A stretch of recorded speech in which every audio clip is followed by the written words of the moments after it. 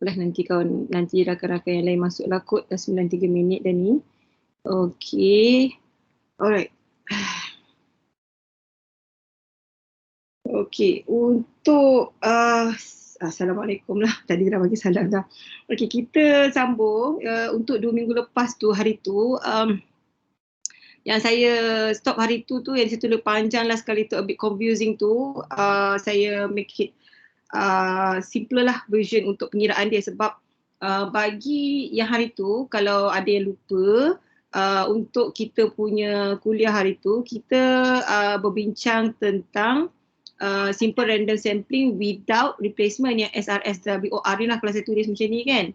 Okay, maksudnya tanpa penggantian. Okay, jadi hari tu saya bagi contoh sebab kan saya kata nak masuk certified tapi saya kena bagi contoh ni juga untuk SRSWOR sebab yang lain tu saya bagi contoh tu dah cukup okay lah untuk that topic. Okay, SRSWOR. Cuma yang this part untuk compute the mean and variance of the sampling distribution ni pun saya kena cover juga for this one. You all kena tahulah. Cuma hari tu dia a bit complicated so saya dah cut it off. Bukan cut it off. Saya dah make it simpler lah for the pengiraan dan nampak lebih dan sebab orang kata lebih mudah untuk faham sebenarnya dia punya jalan kerja. Okay, so that's why saya tak ada upload hari tu sebab perlukan penjelasan lah maksudnya perlukan penjelasan, penerangan daripada saya supaya kamu faham pengiraan untuk contoh ni. Okay, sebab this one dia dalam kalau dia punya nota tu, tulisan tu takut tak jelas dan tak ada contoh pun, so jadi that's why yang saya bagi ni lah. Okay, so kita sambung untuk contoh SRSWOR ni. Kalau kamu tengok skrin yang saya share ni boleh nampak kan tulisan hijau ni ke tak clear? Okey, nampak betul. Okey, macam tu tadi. Okey. Last week pula hari tu saya punya screen tu kan macam blur kot ataupun kabur lah, blur kabur kan. Okey. So sama juga ini consider a population of 6 units with values 1, 2, 3, 4, 5 and 6. Maksudnya ada 6 unit lah macam biasa. Dia akan bagi beberapa nombor untuk dia punya sampling observation lah. Okay, so they write down all possible samples. Okay, tulis semua sampel yang mungkin bagi size 2. Dia kena bagilah size 2 sebab macam yang kita bincang untuk SRS kan, maksudnya simple random sampling dalam topik ni, sebab ini SRSWOR ni cabang daripada simple random sampling kan, ataupun persampelan rawat mudah. Okay, jadi kita discuss yang without replacement ni sebab dia kan tak ganti balik. So kita nak tahulah macam mana nak kira mean dengan variance dia. Okay, so write down a possible sample of size 2. So size 2 kena tahu maksudnya berapalah dia punya kalau size 2 macam hari tu, kalau yang contoh dalam kuliah yang nota hari tu kita letak AA, AB kan macam tu. Okay, without AA tak boleh lah sebab without replacement. So maksudnya AB, AC dia tak ada ganti balik dalam tu kan. CA tak boleh sebab AC dah kan. Itu contoh without replacement lah. Okay, tapi ini sebab dia bagi nombor bukan A. Contoh dalam kelas itu A, B, C kan. So tak ada masalah pun kalau dia bagi macam ni nombor. So kita buat nombor lah. Okay, macam ni 1, 2, 3, 4, 5, 6.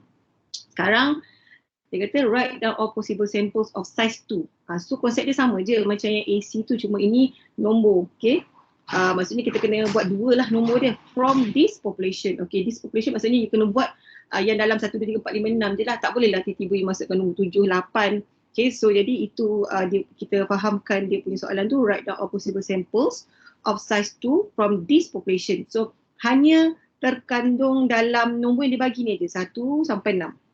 Okay, obtain the sampling distribution of the sample mean. Maksudnya dia nak dapatkan daripada sampel ni, dia minta kita untuk kira mean and variance of the sampling distribution obtained. So maksudnya kena buat semua dulu dia punya taburan persampelan untuk contoh ni. Untuk population 1, 2, 3, 4, 5, 6 ni lah.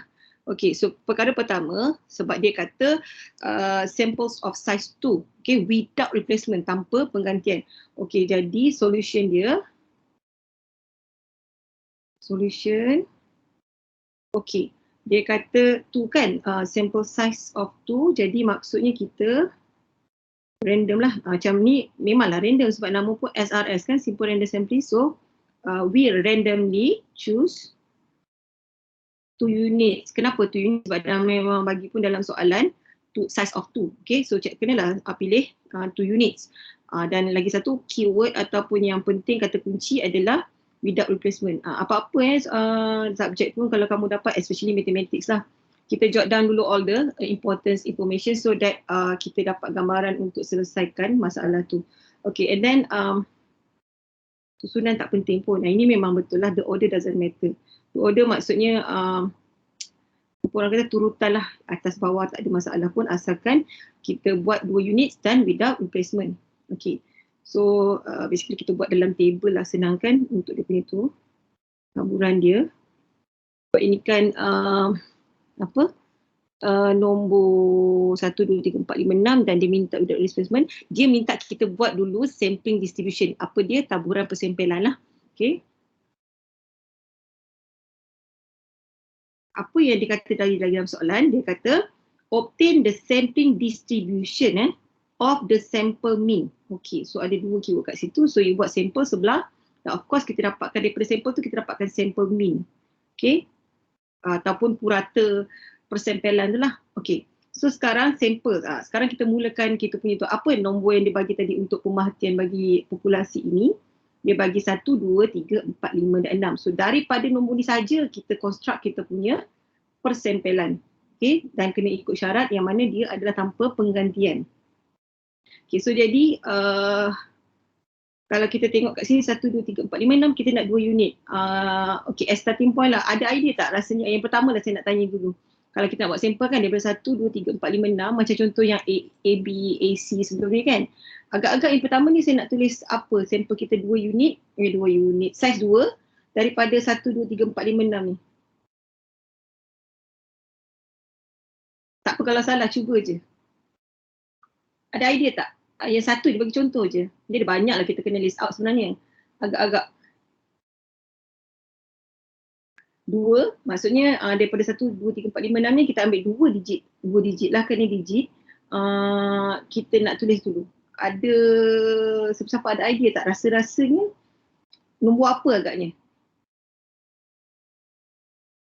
10? 2, 4. 2, 4, 6?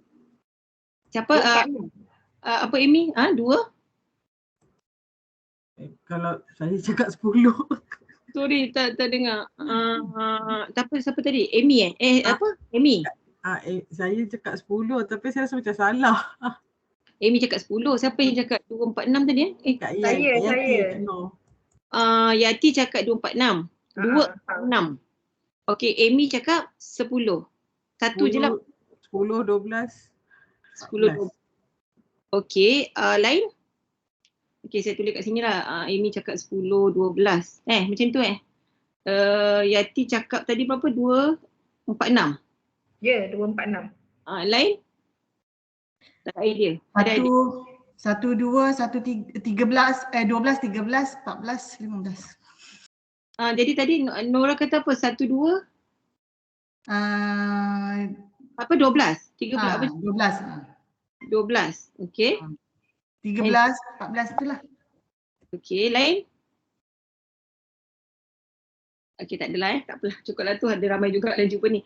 Okay, yang saya tulis ni semua yang you all try lah kan. 10, 12, 2, 4, 6, 12, 13. Okay, tadi saya nak tanya, Nora memang bagi nombor ni 12 kan? Bukan 1, 2 kan? Sebenarnya 1, 2. Tapi 1, 2 tu jadi 12 kan? Tak, kita 1, 2. 1, 2. Sebab hari contoh dalam kelas dia AB tau. So AB tu macam kalau kita tulis di sebelah-sebelah pun tak tulis koma pun tak ada, macam dia bukanlah nak kata apa hasil campur kan, sebab dia kan huruf kan. Kalau macam Nora, kita buatlah koma sebab kita nak macam kalau saya tulis 1, 2 dia jadi 12 tau Nora. Jadi kita buatlah koma 1, 2. Macam just nak takutlah macam kan mesti kata itu doktor bagi AB boleh pula tak tulis koma kan. Tak apa nak tulis tak tulis pun tak apa sebab AB tu dia huruf. Jadi kalau saya tulis sebelah-sebelah pun dia tak menggambarkan output apa AB tu up, AC tu arch ke kan. Tak, dia memang dua huruf yang berbeza lah kan. Okay. Tak apa tau, jangan segan siapa yang salah, tak apa. Okay, saya nak tegur kat sini 10, 12 salah. Kenapa? Sebab macam saya kata tadi, kita kena ambil 2 tau. 2, size dia 2 kan, 2 digit je daripada nombor 1 sampai 6 je. kita tak boleh ada nombor selain daripada dia. Sebab konsep populasi dengan sampel apa? Populasi tu the whole item atau komponen dalam satu apa orang kata apa kita punya skop kajian lah kan. Okay. Macam ni nombor lah yang simple kan. Okay. Kalau kata sampel tu is sebahagian daripada populasi. Maksudnya bila kita ambil sampel tu, kalau kata sebahagian daripada populasi, apa populasi yang ada kat kita, okay, dalam skop kajian itu ataupun objek ataupun soalan tersebut, kita hanya ambil apa yang ada dalam pemerhatian populasi itu sahaja. Kita tak boleh ambil luar daripada itu. Konsep dia itu yang asas. Okay, clear? Jadi bila kita kata sampel tu sebahagian daripada populasi, you hanya boleh ambil apa yang dia dah describe ataupun apa yang dia dah define, itu population dia, itu populasi dia. Kita boleh ambil dalam tu je. Sekarang soalan kita, populasi dia bagi kat kita apa? 1, 2, 3, 4, 5, 6. Contoh memang kita guna yang mudah lah supaya kita tak keliru kan. So kita guna nombor ni lah. Okey, jadi bila kata 1, 2, 3, 4, 5, 6, kita hanya boleh ambil daripada 1 sampai 6 je. Okey, jadi bila sini saya andaikan tadi tu kawan you all kata tadi 10, 12 ni saya andaikan dia cakap 10, 12 lah kan. Okey, ini tak boleh. Sebab 10, 12 tak ada dalam 1, 2, 3, 4, 5, 6. Okey, itu tak boleh. 2, 4, 6 pula kenapa salah? Saya andaikan you cakap tu 2, 4, 6 macam ni tak boleh. Kenapa? Sebab soalan kata apa? Saiz 2. Ini akan jadi 2. Confuse soalan tadi doktor. Oh. Itu yang saya Confuse soalan tu. Tu yang tu. Apa saya garis. Doktor, kalau soalan tu bahasa Melayu faham lagi lah doktor. Mungkin faham lagi. Bahasa Inggeris tu aku tak faham. Aduh, tapi tak apa. Dia simple je dia kata daripada 6 ni ambil 2 kan. Tapi itu yang saya tegaskan tadi. Populasi ini saiz 2. Saya translate kalau untuk soalan ni tadi. Jadi saiz 2 tu tadi saya ada sebut tadi, saiz 2 macam contoh dalam kuliah kan saya kata ABAC kan, saiz 2. So saiz 2 tu 2 je boleh ambil. Kalau kata kat sini 2, 4, 6, tapi jangan risaulah untuk you punya exam tu memang dua bahasa lah. Kalau tak saya buat satu bahasa je lah, bahasa Melayu je. Tak payah saya buat dua versi sebab online punya exam kan, kalau dua versi saya kena buat macam ni tau, asing. Maksudnya satu dalam versi BI, BM. Kalau you dah pilih BM, nak buka BI tu kan dia dah start kira kan. So jadi macam untuk final saya rasa tak payah dua bahasa lah. Saya terus buat BM je lah Boleh tak? Setuju. Macam itulah kan. Tapi dalam kelas ni saya ambil doktor ajar. Okey, cukup BI. Ada masalah. Takut tak faham. Kalau ada bahasa Melayu semata. Dua-dua pun boleh, takut translation tu salah meaning. Saya dah pening. Kamu cakap apa serentak saya dah tak tahu kejap Yati cakap ni. Jadi yang mana Yati cakap apa? Dua-dua. Oh, bagi dua. Tapi kalau dia rasa kekangan dia sebab exam kita online kan. Kalau dulu kertas, dia senang tau. Macam kita print, kita orang kata apa depan BI you boleh flip aja kan macam selak kertas kan. Tapi kalau dalam UKM Folio exam ni saya tak pastilah sebab kan bila soalan tulis macam panjang ni buat atas bawah, saya cubalah atas bawah sebab kalau paper saya yang lain macam kan subjek yang kamu pernah ambil sen lepas EPPD 2023 tu statistik, kami buat dua asing-asing sebab dia jadi macam takut nanti dekat dalam apa kan dia kan online panjang kat bawah tu kita takut ada technical problem ke apa ke bila panjang dan saya tak pastilah tapi diorang minta kami buat asing hari tu. Jadi untuk yang ini saya cubalah buat dalam satu muka surat untuk dua-dua bahasa. Kalau tidak dia akan jadi macam satu file BI, satu file BM. Cuma saya takut bila buka file BI BM tu dia akan start kira lah kan sebab bila you klik dia akan kira masa kan. Tapi tak apalah itu kemudian kita highlight, kita tengok ini dulu tapi apa pun akan ada BM lah. Akan ada BM. Doktor, soalan tu dalam UKM Folio, dia bukan one question per click ke? Itu cerita dia tu. Bila you dah dia macam ni. Bila you dah buka soalan tu, you kena jawab yang tu, lepas tu tak patah balik kat soalan tu dah tahu. Oh, sebelum ni kita orang boleh je. Boleh patah. Dia punya setting sekarang macam tu. Allah. Sebabkan saya kata dulu kan mode dia macam penilaian berterusan macam exam yang bukanlah ini macam betul-betul macam exam oriented yang maksudnya macam shuffle. Kalau kata you tengah pandang soalan nombor yang tu, kawan you mungkin bukan pandang soalan tu at that time. Dia bukan masuk shuffle tu doktor. Maksudnya Tapi dulu pun memang shuffle. shuffle tu Memang betul. kami tak dapat nombor soalan yang sama tapi kami boleh patah balik. Dia macam rekodkan soalan yang kami tak siap tu lagi. Dan kami boleh klik je dekat tab tepi tu. Kalau soalan yang tak siap tu kami nak pergi kat situ. Nanti sekejap sabar. Itulah yang saya kata tu tak. Setting sekarang adalah you kena siapkan soalan tu dulu dan tak patah balik kat soalan tu dulu sebab ini adalah setting untuk mengelakkan daripada perbincangan. Faham tak maksud saya?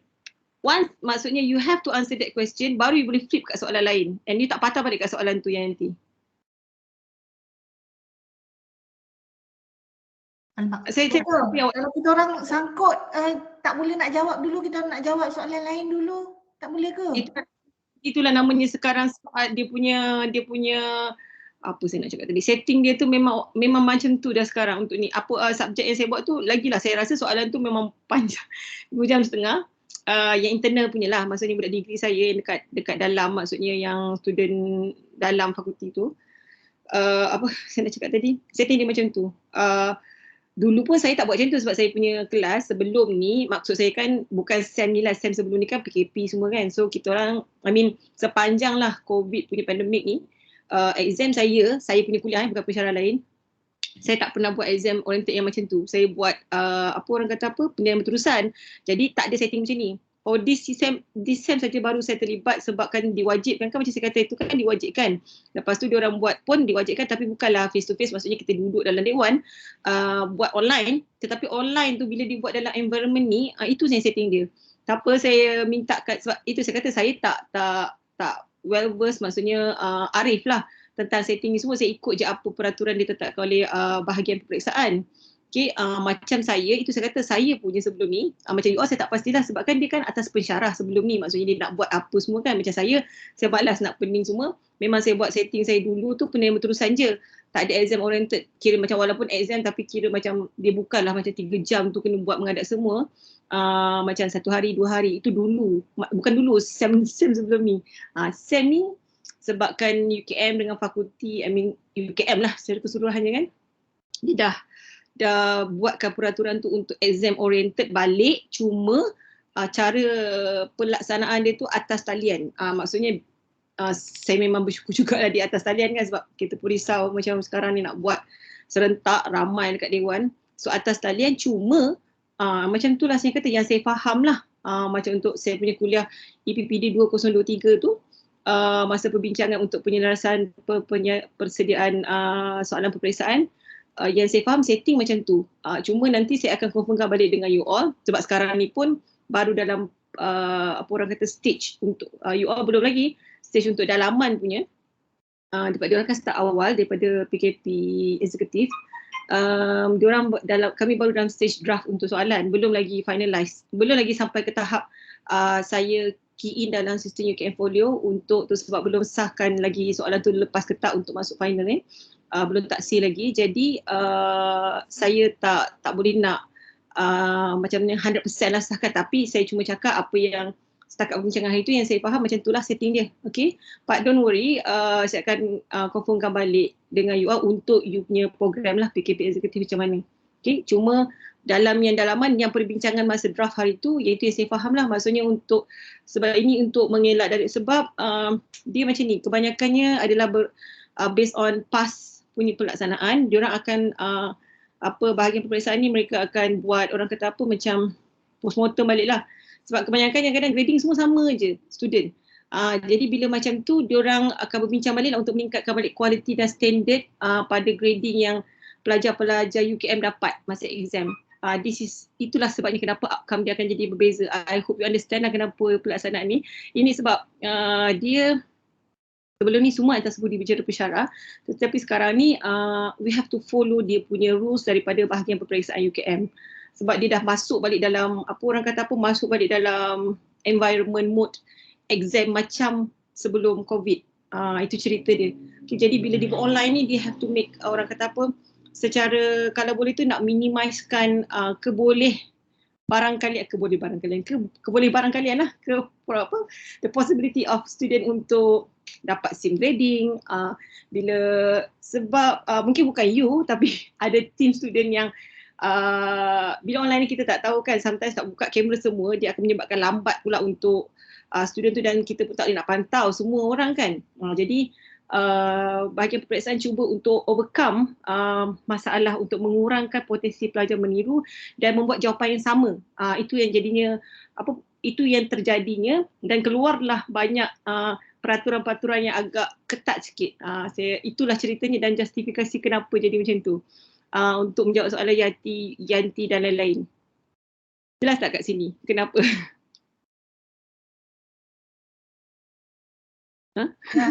Jelas, tapi jelas, macam tapi konsep dia tu even kita dekat dalam exam pun kita boleh patah balik. Bila dia buat macam tu macam kita robot lah. Sebab pelajar cerdik sangat, pelajar apa orang kata dia orang pandai untuk orang kata apa ni, improvise cara untuk tu. Sebab at the end kan, bila hujung sem tu semua grading lebih kurang aja Yanti.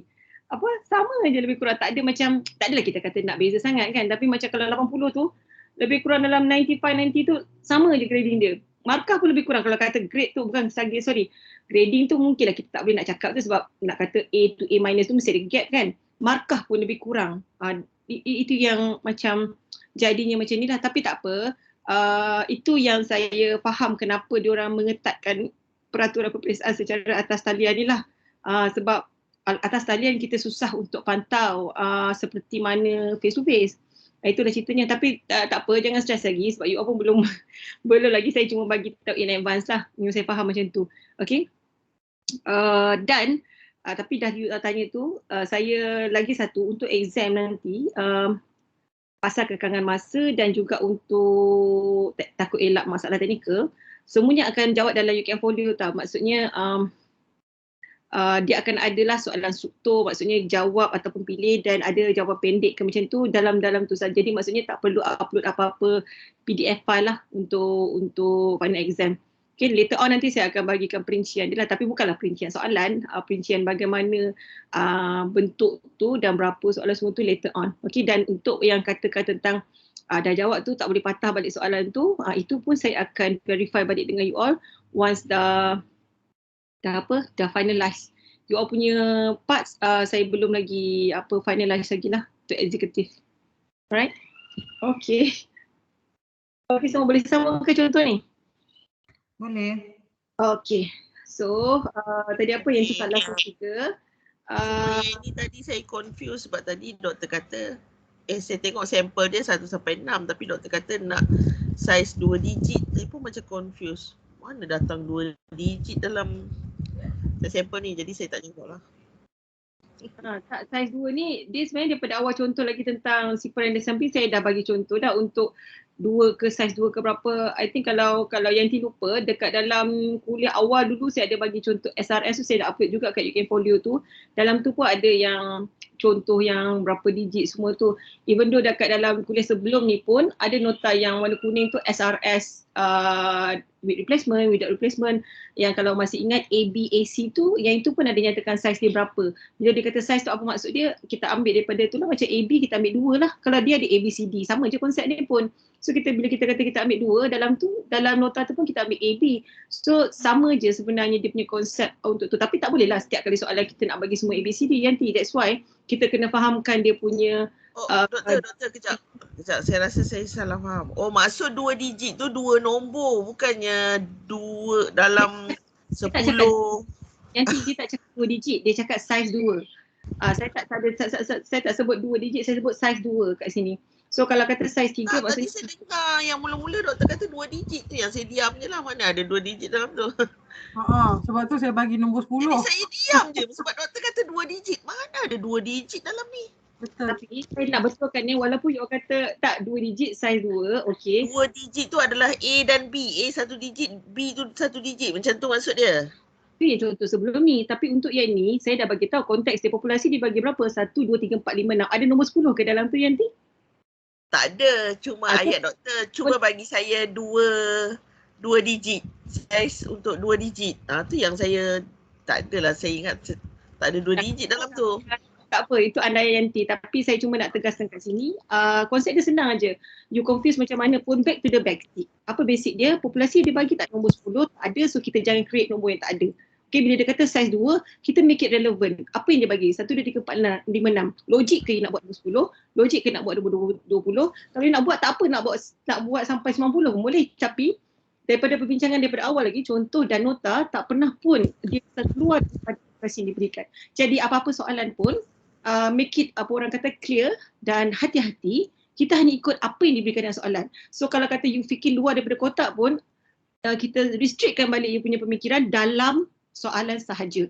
Supaya apa-apa subjek pun, you tak keliru and kita tak terlebih-lebih untuk memikirkan benda yang mudah jadi susah. Macam tu je nanti konsep dia. Okay, so konsep kat sini basic, sebab tu saya tekankan, dia bagi 1, 2, 3, 4, 5, 6, kita fikir 1, 2, 3, 4, 5, 6 je. Tak payah fikir lebih daripada tu.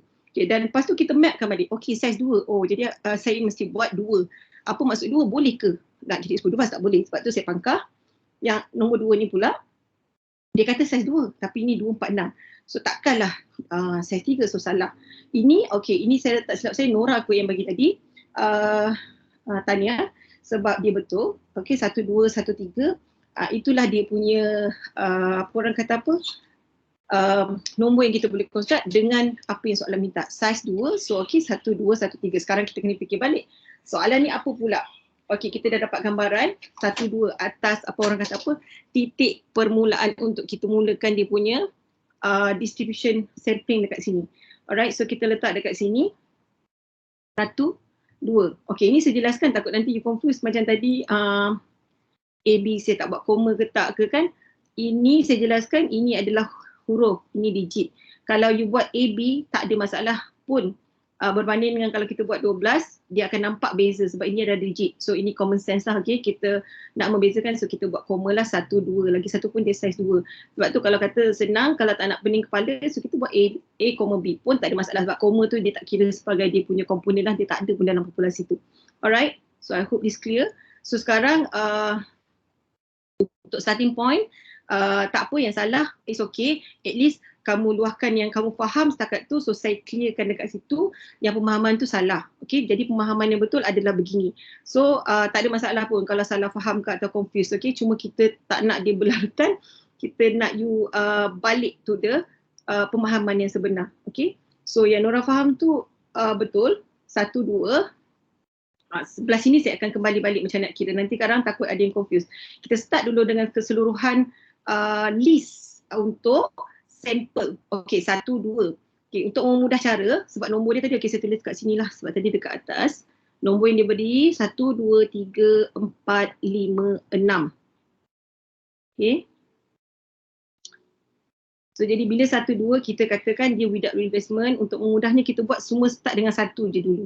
Okey, tapi macam saya kata, without replacement, the order doesn't matter. So jangan pula kata bila saya kata start dengan 1 nanti kata, oh saya kata tak ada, tak kisah pun order, tak kisah turutan. Tapi saya nak buat 1.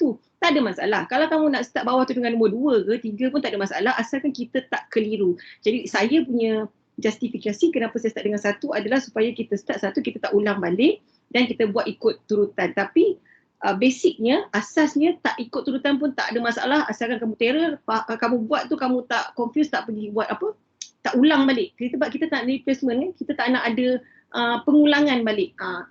Dan okey je, tak ada masalah. Okey, you nak buat nombor apa pun tak ada apa.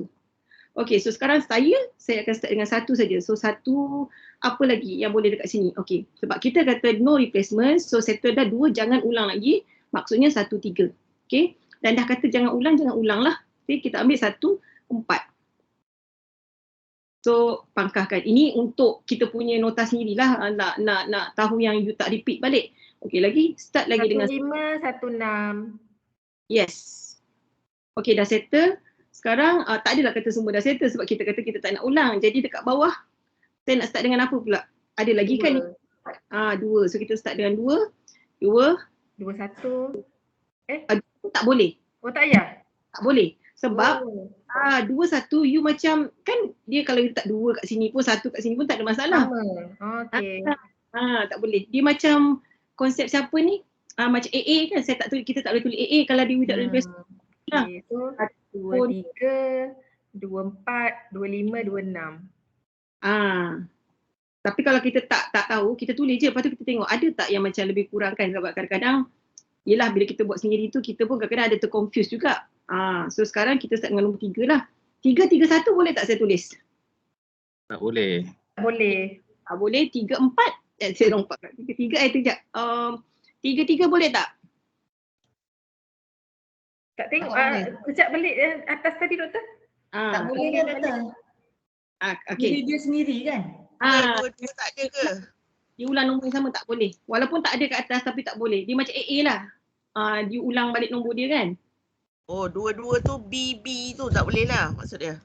Sebab 2 kan ada 1 je dalam ni kan. Oh ya, betul-betul. Okay, apa saya nak cakap tadi? 3, 3 tak boleh. 3, 4 lah. 3, 5. 3, 6 boleh. Okay. Lepas tu dah settle 3, kita pergi lagi nombor 4 lah. 5. 4. 4, 5. Oh sorry. 45, 46. Okay, 4, 5, 4, 6 je lah. Tak boleh Lepas lagi. tu 56. 5, 6. Okay. Ini je lah yang ada untuk dia punya list sampel dulu. Okay, lepas tu barulah saya pergi ke sebelah sini. Ini yang itu nampak panjang kan. Itulah nombor dia walaupun dia bagi 1, 2, 3, 4, 5, 6 tu tapi kita kena list out yang ni panjang jugalah. Okay, 1, 2. Okay, sampel mini pula. Okay. Ini sampel. Kita tengok nombor 1 Ini sampel kan 1, 2. Okay, bila dia kata sampel min ataupun purata bagi sampel ni, X bar maksudnya macam biasa kita buat min, kita ambil yang ni ada 1 dengan 2. Jadi kita 1 tambah 2 bahagi dengan berapa kat sini? 2. Okay, so 1 campur 2 bahagi 2 sebenarnya pula. Macam biasa kita kira purata lah. Okay, cuma kita kena satu-satu kita kena kira. Sebab sampel min ni untuk, sebab tu saya buat sini sampel min supaya kita faham yang you nak kira sampel min ni kenalah yang kita panggil apa, berrelevan, bukan berrelevan, yang berkenaan lah. Dia ni tentang dia ni, yang nombor 2 tentang nombor 2. Jadi sekarang ini nombor 1. Okay, bila nombor 2 pula takut tulis, sekejap saya tengok clear ke warna kuning saya buat ni Oh tak clear lah warna kuning ni. Sekejap saya padam. Kadang warna ni kan saya guna kan, saya takut kamu tak nampak dia makin kecil ni. Saya besarkanlah kot. Okay, warna apa ya, saya guna warna merah je lah.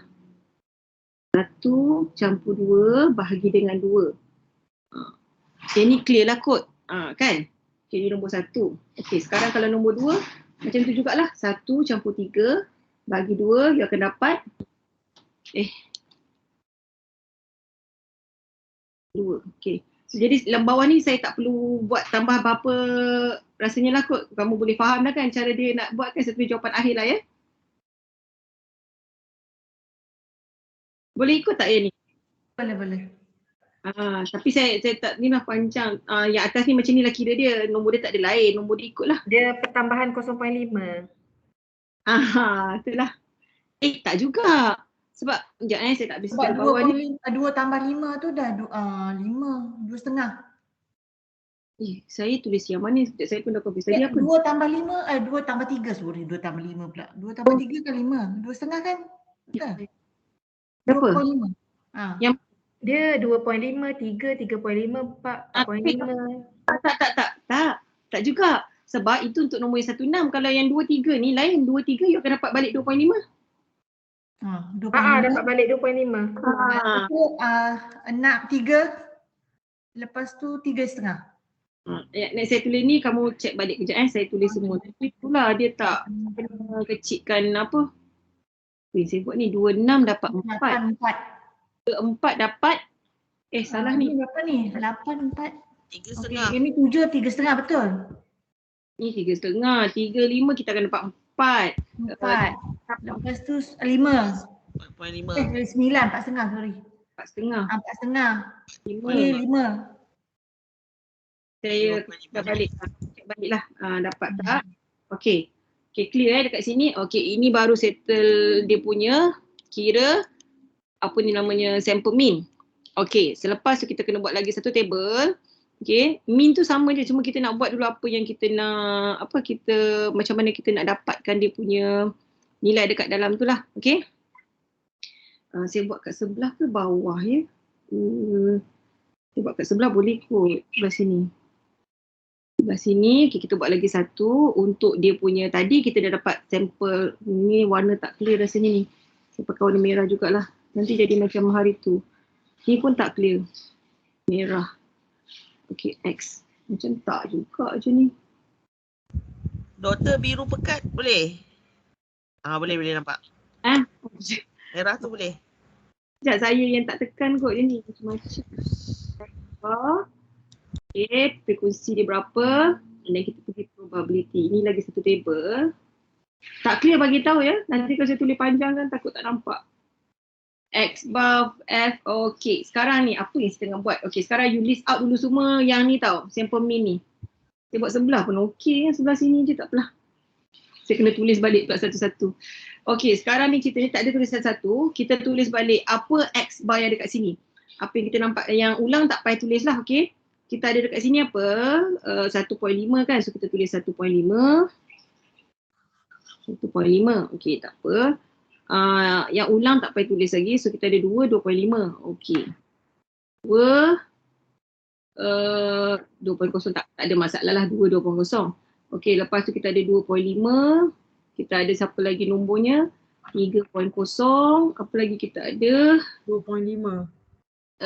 Kita tak ulang. Kita biar je sebab nanti kan probability tu kita akan kira berapa kali dia. Berapa kali 3.5. 3.5. 4. Semualah ni kot sampai ke 4.5. 4.5. 5. 5.5. 5.5. Okey. Okey, kat situ saya kecilkan harap-harap clear lah kat sini. Okey. Sekarang you nampak F kan? Okey, F tu saya rasa kamu familiar kot untuk statistik frekuensi kan? Kekerapan. Okey, sekarang baru kita kira berapa kali 1.5 adalah itu kekerapan dia. Doktor tak nampak lah colour ni. Tak, saya rasa sebab dia kan tadi kan saya tulis kat sebelah, saya kecilkan dia jadi apa? Ni kita tengok. Okey tak? Okey, kekerapan dia 1. Yang tak nampak tu, yang tak nampak ni. Yang tak nampak dekat garis biru tu saya rasa sebab dia macam biru tu dah kecil. Saya tuliskan tu besar. So sekarang, tapi tadi kamu ada tulis tak? Sekejap saya besarkan. Okey. Sekarang, saya rasa nampak kot yang sebelah kiri ni walaupun dia kecil lah. Tulis saya sebab banyak kan. Okey, 1.5 dia berapa kali kita kira kat sini? 1 je kan? 1. Tulislah dia punya frekuensi dia 1. 2 pun 1. 2 pun ada 1. 2.5 2. 2.5 ada 2 ke? 2. Okey. 3 dia 2. 2 je. Okey, 2 je. 3.5 ada 1, 2, 3. Kan? Ni 3 ada 2, 3.5 ada 1. 3. 3. Ada 3. Sekejap, 3. Sorry. 3. Okey, jadi sekarang 4. 4 ada 2. 4 ada 2. 4.5 ada 2. 3 lah. Sekejap Okey. 4.5 ada berapa? Sekejap saya pun dah Ada 2 Maju betul korang ni. Sebab pergi buat table. Saya pun dah ni dah. Okey, kejap. Tak boleh. Okey, 4.5 ada 2 lah 4.5 ada 2. 5 ada 1. 5.5 ada. 5 ada 1 je kan? 5 ada 1, 4.5 ada 1. Okey. 6.5 ada 1 je ni. Ya, semua angka ni 15 kan? Sorry. Semua angka ni 15 lah kan? Kamu dah kira kan? Okey. Jadi maksudnya probability agak-agak apa? Tak apa kalau salah pun. Agak-agak saya nak tulis probability berapa kat sini? Macam mana nak buat? Macam nak kira dia? Okey, keseluruhan ada berapa? 15 kan? 15. Maknanya 1/5. 1/15. Yes, 1/15 salah cakap. Okey, sekejap Saya besarkan lah kot kecil ni kak. Ya nampak tak ni? Nampak. 1 per bagi 15. 0.07. tak apa, kita buat dalam bentuk ni je. Okey. Tapi kalau you nak kira macam 15 lah, tapi saya buat dalam macam ni je lah. Okey, lepas tu bawah ni pun sama. 2/15. 2/15. 2/15. 3/15. 1/15 ni nak buat macam ni pun boleh, patut kita ringkaskan pun boleh kan? Satu tiga, 1/5. 0.13. saya Apa tu? Dekat mana? 1/5. Dekat mana? 3.5. 3/2. 1/5 lah. So 4, 2/15, 4.5, 2/15. Yang tu 1/15, 1/15. Nampak tak kalau macam kecil ke ni? Tak. Sekejap saya tengok, nampak ke kat skrin awak? Dia macam nak jadi kabur pula sebab warna hijau saya tu kot. Tapi tak apalah, you all tahu jawapan dia kan kat sini tadi. Okay, so itu probability dia. Okay, sekarang kita dah buat 2 table, saya harap kamu tulis lah. Sebab dia nak pergi balik, kita nak turun bawah sekarang. Okay, you dah buat semua ni. Soalan dia minta apa tadi? Soalan, okay kita balik. Soalan minta compute, kira lah. Kira purata, mini purata, mean and variance dan variance of the sampling distribution obtained. Okay. So kita dah ada semua maklumat ni. Jadi kita kira balik pula. Sekarang kita nak jawab soalan. Okay, so kita pergi kat bawah ni. Yang table tadi saya andaikan kamu dah tulis dah ya. Saya tulis terus ke bawah. Okay, sekarang kita buat kira dulu untuk mean dululah. Okay. Untuk mean, so saya tulis bentuk notasi mu untuk mean kan. Okay, untuk yang X bar tadi yang kita kira tadi. Okay, so sekarang untuk yang X bar tadi yang kita kira sample mean sebab dia minta untuk sample mean kan. So kita ambil 1.5 darab dengan dia punya probability untuk that X bar tu. Maksudnya 1.5, apa probability untuk 1.5 tadi? 1/15 kan? Okay, so ini kita balik pada konsep dalam macam statistik lah, kita kira dia punya mean kepada sampel mean tersebut. Mungkin kita ambil kepada dia punya, cuma kat sini sebab dia ada kebarangkalian untuk setiap satu sampel mean tu, maksudnya 1.5 probability dia 1/15 kan? Kita darab dengan probability dia. Lepas tu 2.0 pun 1/15. Ini sebab tu kita buat table tadi. So kamu tahulah kamu nak ambil nombor yang mana. Okay, ini saya tulis. Nanti kamu cuba tengok balik dekat table yang kamu dah tulis tadi. Mana saya dapat nilai-nilai ni. Okay. 2/15 tambah 3 2/15. 2/15 Campur ni saya letak kat bawah. Campur 3.5 darab 3/15. Boleh jugalah. 3/15 pun boleh, 1/5 pun boleh. Jangan confuse lah. Tak ada masalah pun. Okay. 4.0. Buat 15 lah doktor. Aku confused. Saya padam ni. Sekejap. 3/15 kan tadi? Betul. Lepas tu siapa lagi? 4, 2/15. 4 kan? 4.0 dengan siapa 4.0, 2/15. Okay, saya pun nak kena tengok balik. Okay, lepas tu 4.5, 2/15. Okay, campur 5, 1/15. Okay, lepas Dan 5.5, 1/15.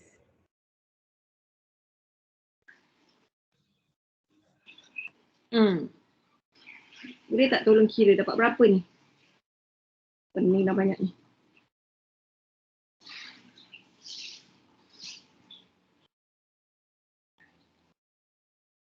Betul ke saya dapat 3.5 ke salah? Kamu dapat berapa? Ini tak ada masalah ni, kita guna kalkulator je untuk kira kan. Saya dapat 3.5 ke saya salah kira? 3.5.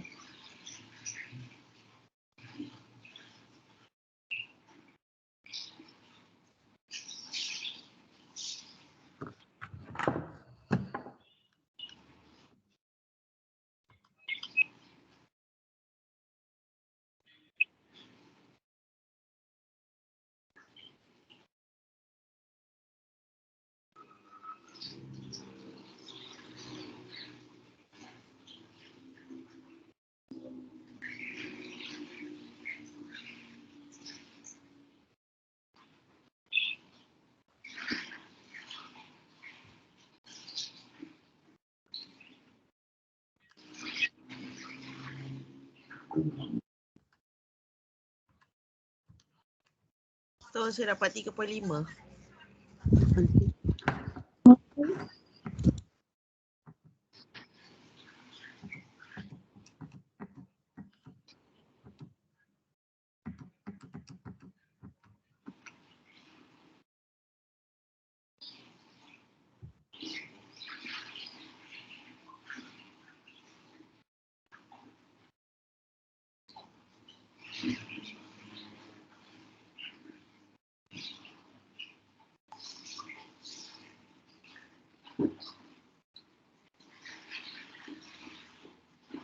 Tak apalah, saya andaikan yang lain tengah kira. Okay, so sekarang kita ini untuk min lah, dapat jawapan. Okay. So sekarang untuk variance dia, variance dia kira dia macam ni Untuk variance, siapa ni? Bagi SRSWR ni, okay. Dia kira dia hanya ambil yang S bar tadi, kuasa 2 je, darab dengan probability dia. Okay. Which is macam ni. So saya garis sini. Kita buat pula untuk variance sample mean dia tadi kan. Okay, untuk yang tadi tu variance, saya tulis sini lah supaya kamu tahu yang saya tengah kira untuk variance 1.5 okay, clear tulisan saya, darab dengan probability dia. Okay, maksudnya you ambil X bar tadi, kuasa 2 darab dengan probability dia. Okay, so buat setiap satu untuk SRSWR ni. Okay, so jadi kemudian apa? 2.0 kuasa 2 darab dengan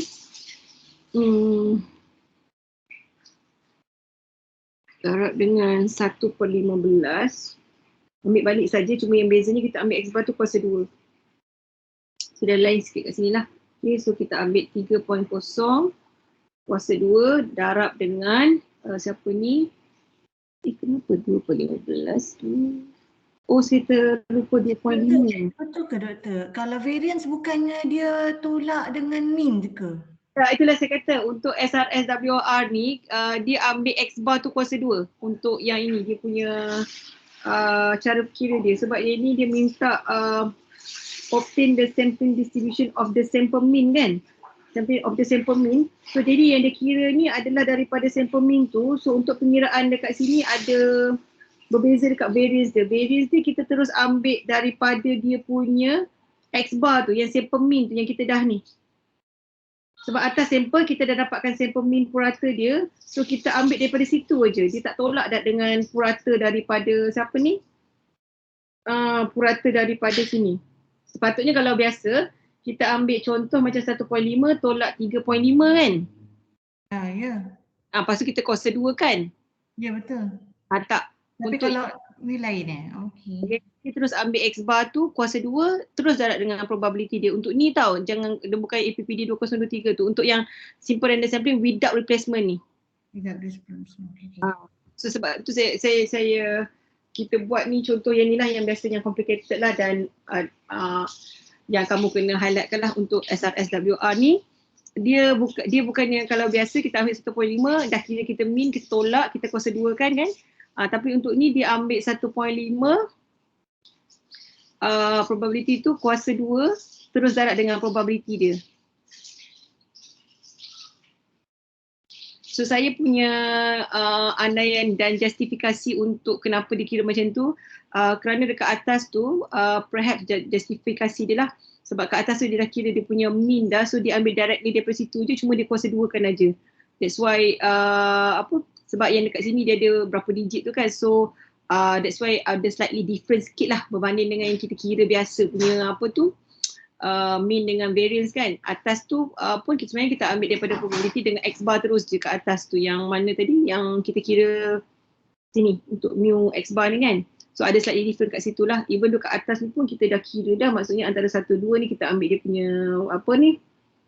average kan, dan kat bawah ni dia dah tak tolak dah. So yang itulah ada sedikit perbezaan dia lah untuk SRSWR ni. Okay, hampir sama kecuali dia tak tolak dengan 3.5 tu. Dia ambil balik sama saja, cuma dia kuasa 2 kan dia punya X bar. Okay, so yang lain tu pun buat yang macam tu lah. Saya tadi tertinggal dekat sini 2.5. Yang ni yang hari tu a bit confusing lah dekat sini. untuk yang panjang saya buat hari tu kan, sebelum kita habiskan kelas kita yang 2 minggu lepas. So ini saya tulis sampai habis semua.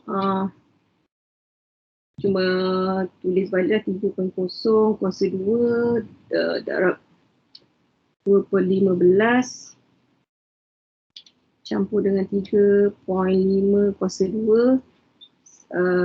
Tadi berapa? 3/15 lah. Tak payah buat 1/5 campur dengan 4.0 kuasa 2, 2/15, 4.5 kuasa 2, 2/15, lagi 5.0, kat sini 1/15. 1/15 campur dengan 5.5 kuasa 2. Berapa ya? 1/15. Dah semakin sengit dah saya tulis ni. Kalau macam ni nampak tak? Besar. Nampak? Okey. Okey, dapat berapa? Doktor nak dia, kalau jawapan akhir dia better dalam berapa titik perpuluhan, doktor? Kalau exam dia akan bagi tahu 3 ke berapa dia nak lah. Okay. Jadi kita buat dulu yang kamu dapat dalam kalkulator tu panjang sangat tak? Kalau saya dapat kat sini, siapa ni 1.1. 13.417. 13.42. 42 lah. 13.417, 13.42. Sekejap. Kamu dapat jawapan akhir ni 13/42 ke 161/12? 13.42. 13.42. Tambahkan semua ni. Tambahan.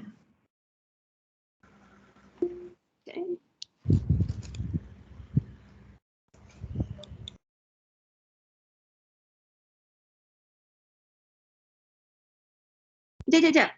Yang dekat atas tu, yang semua kamu kira tu, bukan 161/12. Saya dapat 161/12.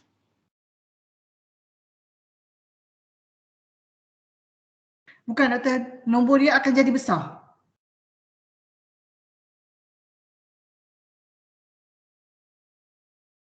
Nombor dia akan jadi besar. Untuk variant ni memang nombor dia akan jadi besar. Tak tahu kenapa. Sebab tu yang saya tanya balik tu. Sorry. Kat sini, tadi kan betul lah. Tadi siapa yang tanya saya? Nora yang tanya tadi. Ya. Yang dengan 3.5 tu Nora. Ya. Betul. Tolak dengan variant kan? Betul. Kena tolak dengan 3.5. 3.5. Kena tolak dengan 3.5 betul. Cuma sebab apa tu, sebab tak nak keliru dia asingkan. Tapi saya rasa baik tolak siap-siap lah 1.5, tolak 3.5 terus kuasa 2 je. Sorry. Kamu kena kira balik, sorry. Saya nak tulis kat sini ke? Nanti kamu tulis tolak tolak macam biasa lah, tolak 3.5 kuasa 2 semua tolak. Memang tolak, sorry saya silap tu. Lepas tolak jawapan lain, jawapan akhir. Kat mana? Mana tolak tu macam Lama, saya tulis balik lah. Tulis sikit yang puan. Betul, dia macam kita kira variance biasa. Variance biasa kan kita kena tolak dengan mean. Macam ni. Tadi siapa? Nora Kan Nora ada tanya kat? Ya. Sebab saya tahu konsep variant adalah sisihan perbezaan ke atas mean. Ni 1.5 kan siapa namanya X bar tu kan. Tolak dengan 3.5 tu ni. Yang purata kat ni, yang atas ni. Ini tadi Nora tanya saya ni kan? Ya, yang itu. Tak kan? Tak, betul. Tak betul, faham? Kan confuse pula. Macam mana nak cakap tadi, Nora tanya saya, kenapa kita tak tolak dengan 3.5? Lepas tu saya kata SRSWR lain. Saya dah confuse sebenarnya, patut jawapan akhir saya tak sama. 3.5 ni kan? Satu kali tu. Bukan purata yang kita dah dapat tu kat atas tadi, 3.5. Lepas tu macam biasalah kita kena kuasa 2 kan lah. Sebab kan bila kita tolak tu kan nanti kan ada yang dapat negatif. Macam kita kira variance tu kan. Lepas tu darat lah dengan 1/15. Kita kena tulis balik lah, tadi salah. Faham tak?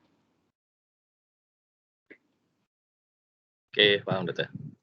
So, jadi lepas tu saya tulis balik kat sini tambah 2.0 tolak Nah ini kamu tolong kirakan balik 3.0 tolak 3.5 kuasa 2.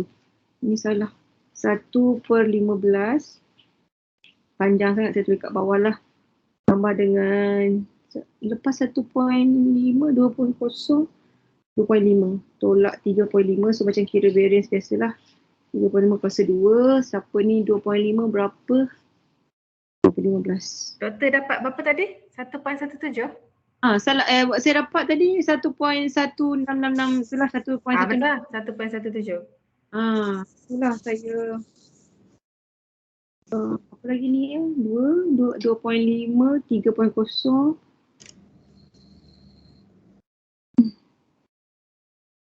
3.5 kuasa 2 darab 2/15.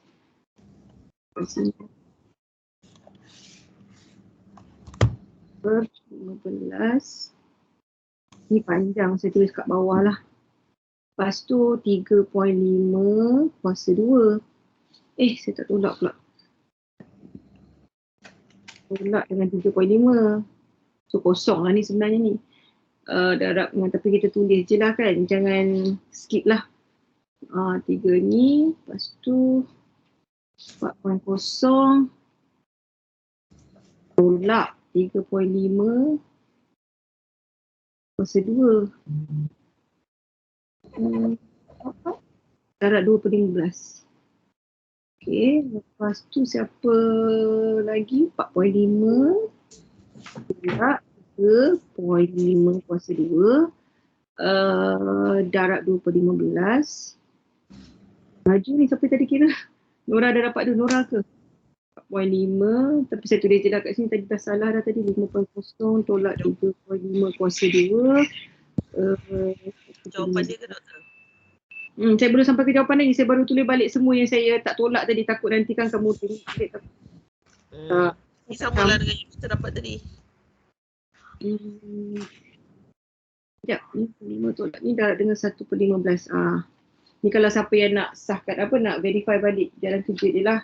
Okay, so jadi saya terus tulis jawapan akhir dia. You nak dapat tadi siapa? Variance untuk sampel mean kan? So ni penulisan dia, bar, X bar ataupun lambang dia ni lah kan. Ni memang apa standard lah lambang variance ni. Sigma kuasa 2. Okay, sama dengan dia dapat, tadi dapat 7/6 lebih kurang, saya tulis sini je lah terus, saya juga confuse pula. 1.1666 lebih kurang, boleh buat 1.1. Kalau kata dia nak minta 3, dan kita buat jadi macam ni lah kan. Kita tengoklah pada soalan nak apa. Okay, tapi tak ada masalah lah, ini jawapan. Cuma titik perpuluhan tu, kalau exam memang kita akan bagi tahu nak berapa titik perpuluhan. Standard 3 lah, 3 titik perpuluhan. Okay.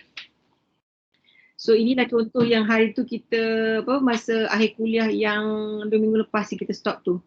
Okay, so boleh faham ya, untuk dapatkan mean dengan variance dia jalan kerja dia panjang sikit lah sebab sampel tu. Okay.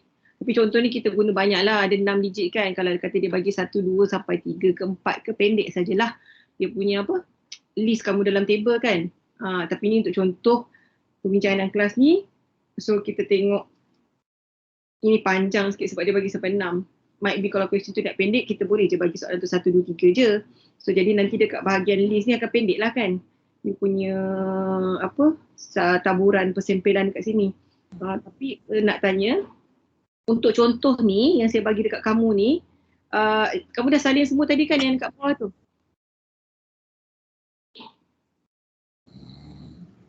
Dah. Okay dah. Okay, untuk contoh ni saya nak tanya, yang kurang jelas ke kat mana-mana part? Yang awal tadi saya dah clearkan lah. Mungkin ada kekeliruan ataupun salah sebutan untuk 2 digit tadi tu kan. Clearkan yang awal-awal ni sebab yelah takut nanti bila kamu dapat soalan dan kamu confuse lah.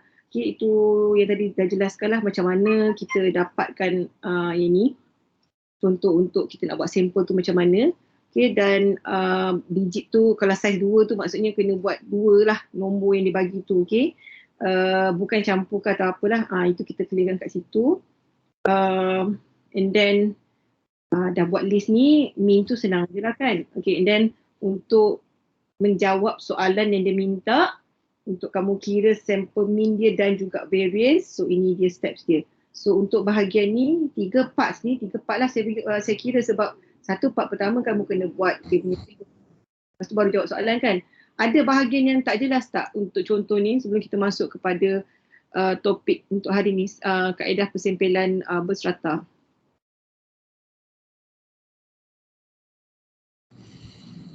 Okay, clear Doktor. Okay, clear kat sini Alright. So saya harap sebab skrin ni macam nak bahagian shooting kan, takut tak clear untuk ambil gambar ke macam mana. Saya harap kamu dah jot down lah untuk contoh dalam kelas ni. Okay. Untuk contoh simple random sampling without replacement dan lain-lain tu yang kita macam dah bagi dalam kelas untuk kira probability yang mudah tu. Ya, ini yang part yang bagi saya complicated sikit lah, dan kamu kena highlight contoh soalan ni. Okay.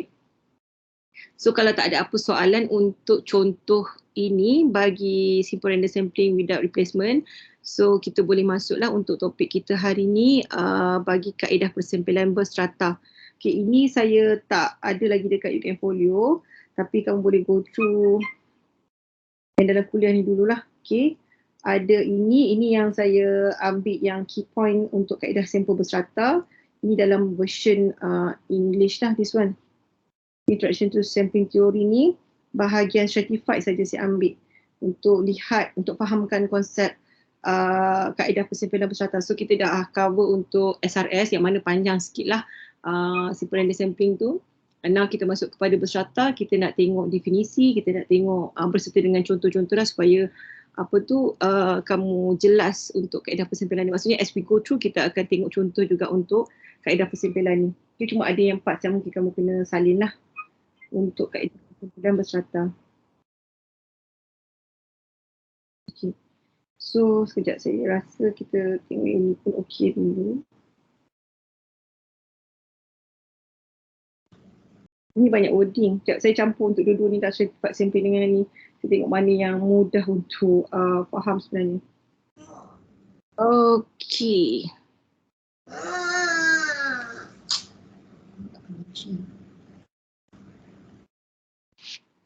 Okey, dalam konteks perbincangan kita, bagi kaedah persempelan kalau kamu ingat ataupun kalau ada yang masih lupa, kita recap balik. Kita ada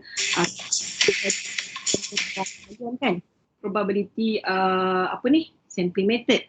Okay, yang mana tadi yang kita dah bincang tadi salah satu which is panjang sebab dalam IPPD 2023 pun statistik pun simple random sampling ni macam orang kata apa yang common, yang kebiasaannya dilakukan lah. Sebab memang pun bila kita ambil even tu dalam sampel berstrata ni pun kita akan applykan juga sedikit teknik persempelan random tu sebab dia kan yang paling asas, so banyak di-applykan lah. Okay, cuma kita adalah justifikasi kenapa kita nak guna kaedah sampel berstrata ni. Sebab itu dia ada dia punya own dia bergantung kepada apa yang kita nak buat, apa yang kita nak dapat. Kenapa, dan baru kita masuklah, that's why kita kena guna kaedah sampel berstrata ni. Tapi macam saya kata, simple random sampling tu yang kebiasaannya lah yang paling common dan banyak dibincangkan dan banyak diaplikasikan dalam konteks statistik.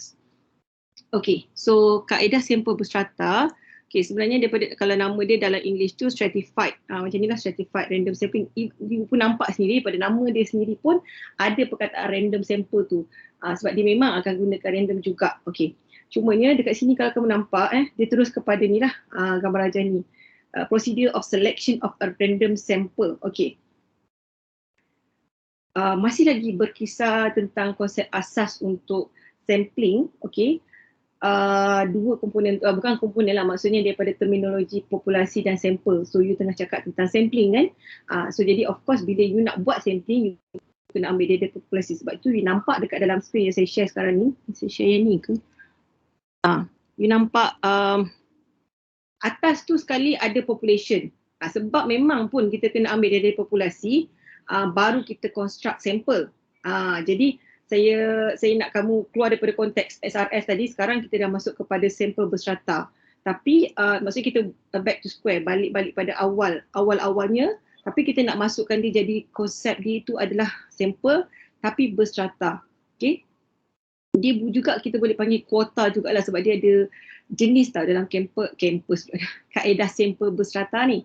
Okay, so bila so kita andaikan kita ni baru nak mulakan sampling tu, tapi kita nak bercakap tentang sampel berstrata. Okay, so sebab tu kamu nampak dalam gambar rajah ni, yang atas sekali tu kita ada population. Memang pun kalau kata kita ni memang kita ni sebagai penyelidik ataupun kaji, memang kita akan nampak populasi tu secara keseluruhan. But as usual, sebabkan kekangan-kekangan yang pernah saya bagi tahu, mungkin daripada segi kos, masa, especially kalau student dia ada limitation of time kan, even though yang lain-lain pun mungkin ada juga kekangan. So biasanya dan kebanyakannya kita akan ambil sampel. Okay, itu konsep dia kenapa. So sekarang kita nak cakap kenapa dia nak buat sampel berstrata. Okay, so kalau kamu tengok kat sini, atas dia adalah population. Okay, dan of course lah dia akan ada N tu bilangan lah kan. Okay, untuk bila kita nak buatkan dia punya kumpulan. Okay, kaedah sampel berstrata ni sebenarnya dia adalah kalau nama strata tu dia macam kita nak buat kelompok dia sendirilah, grouping-grouping dia sendiri. Okay, strata tu. Okay, lebih kurang kepada ayat mudah lah. Okay, sampel untuk memastikan, itu yang kamu nampak dalam gambar rajah ni. Dia ada kita panggil dia, kalau in English kita panggil stratum 1, stratum 2. Apa maksudnya ni? Okay, sebab untuk kaedah sampel berstrata, okay, kita nak bahagikan dia kepada beberapa, kita panggil yang stratum ni, bahasa Melayu kita kata sub kelompok lah, ataupun sub kelompok dalam bahasa Melayu, dan kita sebut balik daripada nama saintifik dia tadi strata. Okay, maksudnya sub kelompok ataupun strata tadilah, kumpulan-kumpulan kecil ni kamu nampak stratum 1, stratum 2, mesti kamu confuse kan apa dia. Tak apa, kita akan tengok contoh dia lah, apa dia stratum 1, stratum 2, stratum 3 ni. Ini secara keseluruhan. Tapi apa yang kita boleh cakap, yang kita tengah buat ni daripada populasi tu, maksudnya contoh ya, macam kita tengah cakap pelajar FEP tahun 1 maybe. Okay, dalam tu pula kita nak asingkan berapa pula kategori. Mungkin kita nak katakan kategori daripada khusus ke kita nak asingkan kelompok-kelompok dia. Tapi bagaimana kita nak asingkan tu, itu bergantung kepada soalan. Kalau macam kamu, soalan tu lah dia akan cakap. Ataupun kalau ada contoh lah populasi tu, kalau saya katakan contoh dia mungkin pelajar tahun 1 FEP. Contoh kalau kita nak kata apa yang kita boleh jadikan dia punya sub kelompok, mungkin kamu boleh katakan kita nak asingkan daripada segi age, umur ataupun gender. Confirm lah mesti ada kan, takkanlah semua umur sama je untuk pelajar tahun 1 FEP. Mungkin jugalah lebih kurang, tapi realitinya mesti ada beza umur juga. Mungkin ada yang umur 20, ada yang 23 ke contoh lah, tapi tahun 1 mungkin lebih kurang sama kan. Ataupun macam ni lah, saya bagi pelajar FEP, pelajar FEP lah senang sebab nanti pelajar tahun 1 lebih kurang je keluar matrik semua kan. Okay, pelajar FEP. Kemudian kita nak katakan ini contoh je apa dia punya sub kelompok atau strata, mungkin kita boleh asingkan dia ikut umur dan juga gender. Mestilah ada beza. Gender mesti ada 2 kan, female dengan male. 2 je lah. Takkan kita nak tak 3 pertengahan. So jadi itu contoh mudah. So mungkin you boleh asingkan ikut sub kelompok umur dan gender, jantina. Lain-lain pun boleh. Okay, itu contoh kita nak asing. Maksudnya kita daripada keseluruhan tu pelajar FEP yang kita asingkan. Okay, itu lebih kurang macam ni lah. Tapi kan dia tulis stratum 1, stratum 2, stratum 3. Tak semestinya. It depends lah, kalau soalan tu nak 2 je dan 2 je lah dia punya sub kelompok dia. Kalau banyak dan kita asingkan. Cuma ini dibuat secara apa kita panggil general, umum. Okey. Dan kamu nampak bila dia dah buat sub kelompok daripada sub kelompok tu dia akan ambil berapa pula sampel daripada kelompok satu, macam tadi age, gender kan, dia akan keluarkan lagi ambil berapa sampel tu daripada setiap satu tu. Dan bagaimana dilakukan ni, kita akan tengok satu persatu. Cuma ini gambaran secara keseluruhan untuk strata ni. Okay. So basically kaedah sampel berstrata ni, okay, dia untuk memastikan yang sub kelompok ataupun kita kata tadi strata kita tu bagi populasi tertentu. Kenapa populasi tertentu? Dia depends lah pada soalan tu. Apa dia tengah bercakap tentang populasi apa kan? Okay, diwakili dengan secukupnya dalam keseluruhan populasi sampel kajian pendidikan. Maksudnya kalau kata populasi tu ada 200, sub kelompok tu kena make sure yang dia tu memang bila kita dah kan kita ambil populasi, lepas tu you asingkan pula ikut strata, sub kelompok kan, dia punya grouping. Lepas grouping pula you ambil sampel. Jadi apa yang dia nak pastikan kat sini, bila you buat macam tu, macam you asingkan pula lah, you apa orang kata apa, kita extract masukkan dalam strata atau group yang lain-lain ni, you buat kategori pula, kita kena make sure yang pengagihan dia tu mestilah nanti total balik to the total population tu sendiri. Sebab you dah pergi agih-agihkan kan 200, tapi agihkan tu dia ada cara dia. Itu yang kita akan go through, macam mana cara dia dan macam mana pengiraan dia. Dia macam ada sedikit perincian yang kita kena pastikan, yang kita kena tahulah untuk kaedah sampel berstrata. Itu yang dia kata, sampel berstrata adalah, ini saya tengok inilah definisi kat sini Tapi don't worry, ini memang akan saya berikan pada kamu. Okay, kaedah ini yang saya explain tadi lah. Sat kelompok strata tu diwakili dengan secukupnya dalam keseluruhan populasi sampel kajian pendidikan. Okay, contoh macam ni, seseorang boleh membahagikan sampel orang dewasa ni. Contoh kalau dia ambil sampel orang dewasa lah menjadi sat kumpulan ataupun strata tadilah. Lepas tu kan saya kata tadi, you boleh asingkan dia punya populasi tu ikut dia punya sat kumpulan kan. Macam contoh ni, dia asingkan ikut kumpulan mengikut apa? Age, usia. So dia asingkan 18-29 ke, ini dia depends pada apalah. Ataupun contoh, macam kamu sendiri buat questionnaire ke, mesti kamu akan ada tetapkan berapa age range dia kan. So it depends kepada soalan. Okay, ini bukan fix, ni contoh je ya. Okay, so jadi untuk kita kelompokkan sampel ini, kelompokkan sampel apa ni? Sampel yang dari orang dewasa ikut usia. So kita kena testify kat situ lah. Dia tengah bercakap tentang orang dewasa dan dia asingkan pula. Dia punya grouping tu ikut age, ikut umur. Okay, jadi untuk kita nak kelompokkan umur 18-29, 30-39 sampai apa tu, sampai yang last kali tu group 60 ke atas.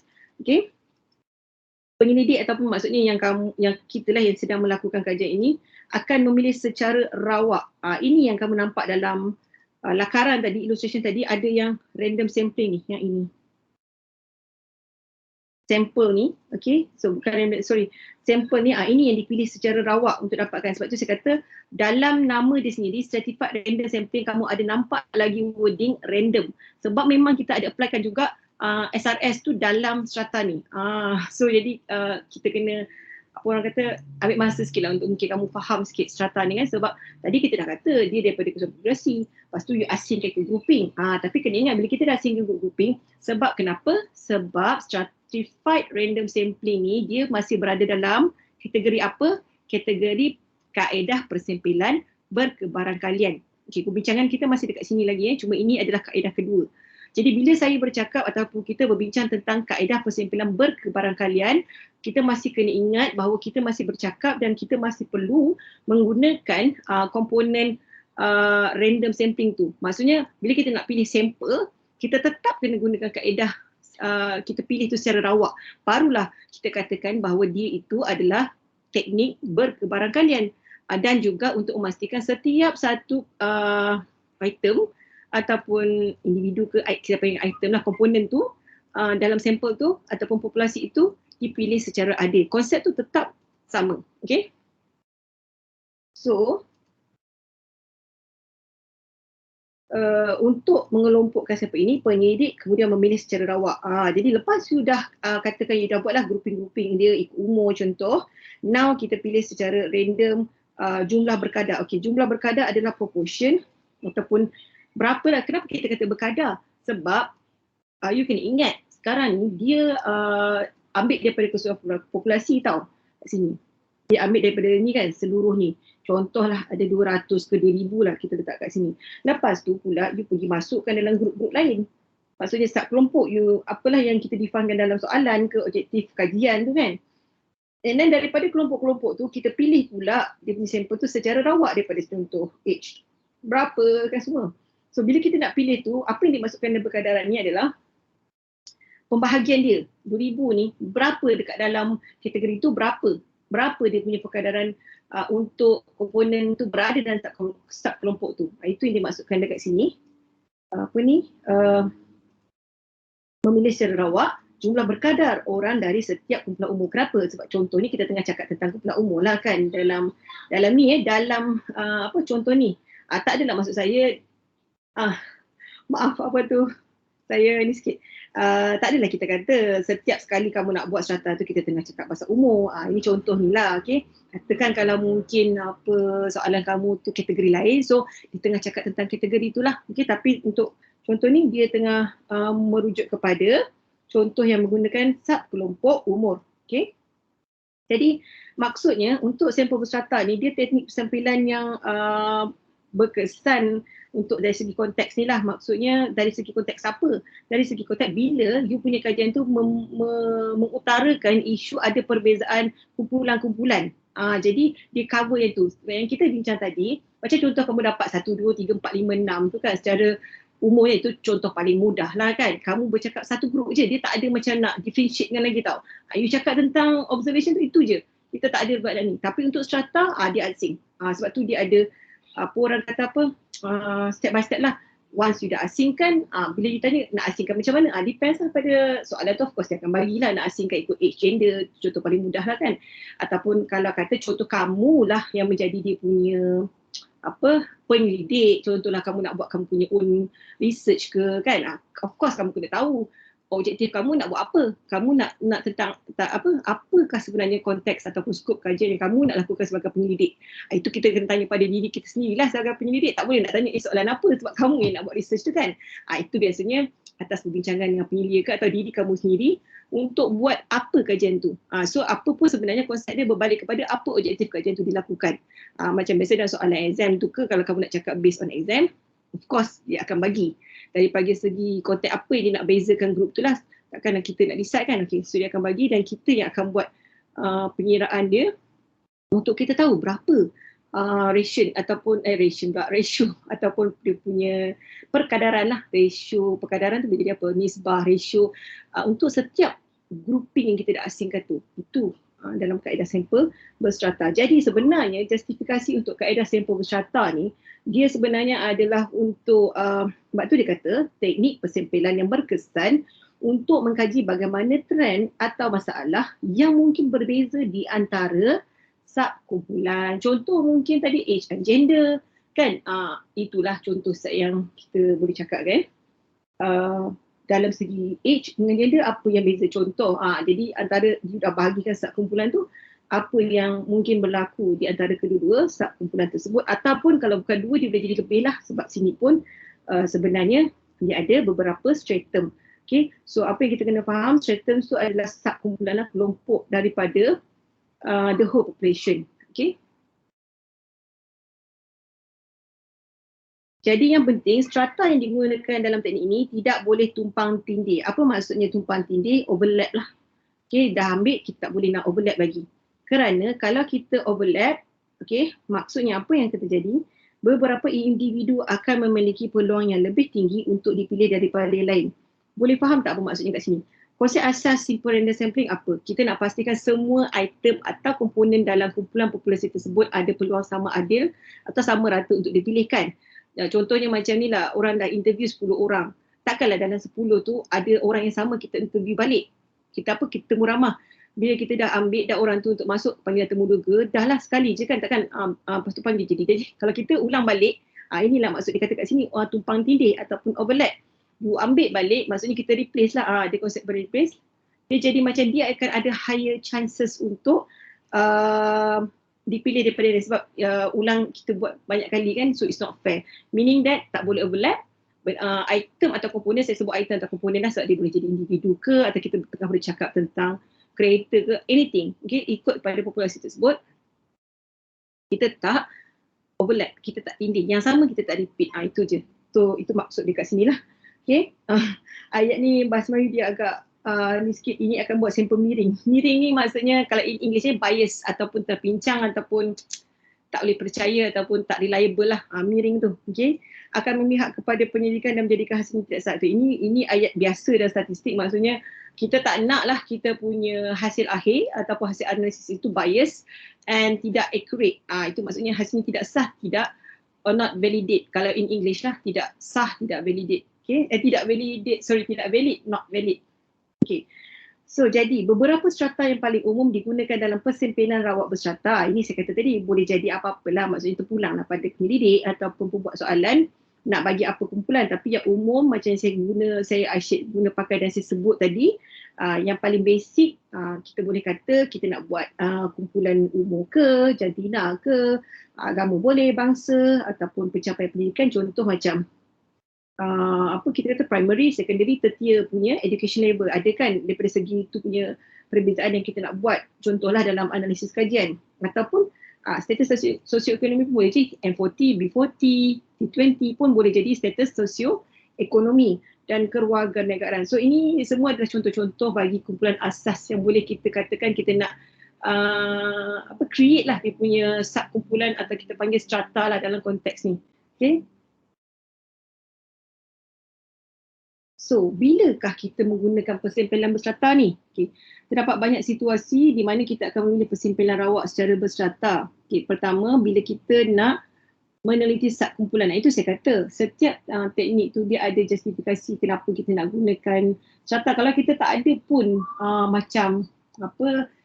objektif kita tak ada pun nak tengok pun perbezaan kumpulan tu, so tak relevan lah. Tapi this one kalau kita memanglah kajian kita tu skop kita tu memang nak menilai contoh hasil pencapaian student berdasarkan mungkin daripada segi jantina ke contoh kan, ataupun macam sini status sosioekonomi kita nak tengok dia punya perbelanjaan ke something like that, itu contohlah kepada topik-topik kajian. Dia akan menjadi dia punya motivasi untuk penggunaan sampel kaedah persempelan berstrata. Okey, selain daripada itu, para peneliti juga menggunakan teknik ini jika dia nak perhatikan hubungan antara dua atau lebih. Sebab saya kata tadi dia tak semestinya dua ya, dia jadi lebih lah. Sebab tu tadi dalam gambar rajah ataupun ilustrasi tu dia sampai ke statement K. So maksudnya tak adalah saya katakan hanya antara dua sahaja. Subkumpulan dia boleh jadi lebih. So it depends. Okay? Tapi macam soalan tu biasanya berkisar tentang sama ada satu atau dua lah, sebab kita tak nak terlalu complicated kan untuk soalan. Okay? Atau ketika mereka ingin membesar jumlah populasi yang jarang berlaku. Ini pun boleh jadi juga macam yang rare, dia nak tahulah apa trend, apakah outcome yang mungkin bagi that certain strata tu. Okay, ini semua adalah orang kata apa, kenapa dan bila mana sesuai untuk digunakan kaedah persempelan berstrata. Jadi dengan jenis persempelan berstrata ni, maksudnya penyelidik tu akan lebih confident ataupun dijaminlah guarantee that subjek atau komponen daripada setiap subkumpulan contoh age dan gender tu dimasukkan ke dalam sampel akhir. Kenapa kita katakan macam tu? Sebab tadi kan saya kata bila kita buat subgroup, kita buat dia punya strata tu lah. Okay, kumpulan age, gender semua. Apa yang saya kata tadi kita tak overlap dan kita kena make sure that semua daripada populasi tu ada dan dikira dalam setiap subgroup tu. So that kita nak katakan kat sini thoroughly chosen lah, maksudnya dipilih secara terperinci. Okay. Sedangkan persempelan rawak mudah, simple random sampling tidak memastikan sub kelompok diwakili secara sama. Sebab kat sini kita ada sub kelompok, okay, ataupun berkadar dalam sampel. Kenapa? Sebab dalam sampel random sampling, okay, kita kalau kamu masih ingat dalam populasi besar saya katakan kita ambil sampel 1, sampel 2. Tapi dalam sampel 1, sampel 2 ni bergantung kepada siapa penyelidik. Contoh kalau kamu nak ambil 10 orang ke ataupun 5 orang untuk dalam satu sampel kan. Tapi yang pastinya apa yang saya selalu tekankan, size kena sama saja kan. Tapi kalau strata dia mesti proportion dia ataupun nisbah yang kita nak kata mewakili setiap subgroup dia tu ataupun stratum dia tu mesti semuanya sama, adil dan ada proportion dia. So itulah dalam konsep berstrata ni. Tapi sebab dia ada grouping lah. Kalau ini dalam populasi SRS tadi, kita just pick saja sampel 1 ke sampel 2 up to berapa sampel kan. Dan berapa yang kita nak pilih size setiap satu tu, kita just kena ensure that sama je. Kalau kata pilih 10, 10. Kalau kata pilih 5, 5. Itu je. Sebab dia pun simple random sampling. So kamu pilih berdasarkan itu saja. Tapi untuk sampel berstrata, kalau setiap subgroup yang kita dah asingkan, inilah maksudnya stratum kan, subgroup kalau kata age ke gender, okay, dia ada dia punya guidance ataupun perincian kita kena follow, mesti sama, okay, sama dan berkadar. Tapi dia ada juga lepas kita bincang tentang berkadar tidak berkadar, maksudnya macam mana nak kira lah setiap satu daripada kelompok tersebut. Cuma ini secara keseluruhan, okay. Ini yang saya katakan lah. sampel rawak berstrata berkadar ataupun English proportion. Okay, proportion stratified random sampling. Okey, dalam persimpilan rawak berstrata berkadar, dia ada ayat kat sini. Ni jenis jadi maksudnya kamu kena tahu ada dua lah. Untuk sampel rawak berstrata kita ada dua, iaitu pertama sampel rawak berstrata berkadar. Kedua, sampel rawak berstrata tidak berkadar. Okey. Sampel rawak berstrata berkadar apa maksudnya? Dalam persimpilan rawak berstrata berkadar, okey, macam saya kata, bila kita asingkan ikut stratum ataupun subgroup tadi kan, okey, kita kenalah ada dia punya ukuran nisbah ataupun proportion berapa kita ambil, sebab kita kena agihkan daripada seluruh populasi itu masuk dalam setiap subgroup. Okey. Jadi bila kita bercakap tentang berkadar atau proportion, ukuran setiap stratum maksudnya berapalah kita nak ambil untuk kita nak peruntukkan atau allocate dalam setiap stratum ataupun subkumpulan kita, mestilah sebanding dengan ukuran populasi strata. Okey, bila kita periksa secara populasi. So itu berkadar, maksudnya dia inilah ayat berkadaran dan maksudnya dia based on the whole population balik. Jadi bermaksud apa? Setiap stratum, setiap subkumpulan tu akan mempunyai pecahan persempilan yang sama. Apa maksudnya pecahan persempilan yang sama? Okey, contoh kalau kata kita ada 4 strata, maksudnya kita ada 4 subkumpulan. Okey, so katakan dalam setiap 4 kumpulan macam saya kata, kita mestilah nak, bukan mesti, kita akan letak dia punya peruntukan. Strata 1 ada berapa orang kita nak, bukan berapa orang, berapa yang kita punya measurement untuk populasi tu. Macam contoh ni ada 4 strata, maksudnya stratum 1 sampai 4. Okay, setiap satu stratum mestilah ada berapa dia punya allocation. Macam contoh ni, contoh strata 1, strata 1 200, strata 2 saya buat sini S S1, S2, S1 200, S2 400, S3 600, S4 800. Okey, you nampak angka berbeza kan? Okey. Sekiranya anda memilih pecahan sampel 1/2. Now dia letak, sebab tadi apa dia kata? Sampel rawak berstrata berkadar, dia punya definisi adalah setiap stratum mempunyai pecahan persempilan yang sama. Jadi sekarang you tahu stratum ni adalah 200 semua kan? Sekarang dia bagi tahu pecahan sampel kita ambil 1/2, separuh. Apa maksudnya? Ini bermakna anda mesti mengambil sampel. Kalau kita kata 1/2 je dia punya pecahan dan kita kata dia berkadar, maksudnya dia mesti orang kata apa, standard lah, sama je semua. You ambil sini setengah, sana pun semua kena ambil setengah. Okey, maksud dia tadi sampel 1 200 kan, jadi separuh daripada 200 adalah 100, separuh daripada 400 200, separuh daripada 600 300, separuh daripada strata 4 iaitu 800 adalah 400. Jadi maksudnya daripada setiap stratum tu standard dia punya pemilihan pecahan sampel dia tu tau. Sebab tadi kan you nampak tak dekat dalam ilustrasi ni, kan saya katakan stratum 1, stratum 2 sampailah ke berapalah stratum K kan. Lepas tu kita buat lagi dekat bawah ni cabang lagi, sampel 1, sampel K, betul. Jadi itu yang dimaksudkan dekat soalan ni, bukan soalan, definisi ni. Yang pertama tadi berapa? Saya rasa 200 400, 600, 800. Okey. Saya map balik 400. Contoh kat sini ada S3 600. Sini ada 800. Jadi bila dia katakan 4 strata dengan ukuran populasi 200, 400, 600, 800. Dia kata kita pilih pecahan sampel setengah. Okey. Jadi kat sini sampel kan bawah ni. Okey. Jadi dia ambil separuh sahaja untuk jadi sampel. Which is dekat sini you akan ambil separuh, dia akan ada dalam sampel ni 100. You ambil separuh dalam sampel ni 200 je. Sampel 3 saya buat bulat lah dekat sini. Dapat 300. 800 bahagi 2 you akan dapat 400.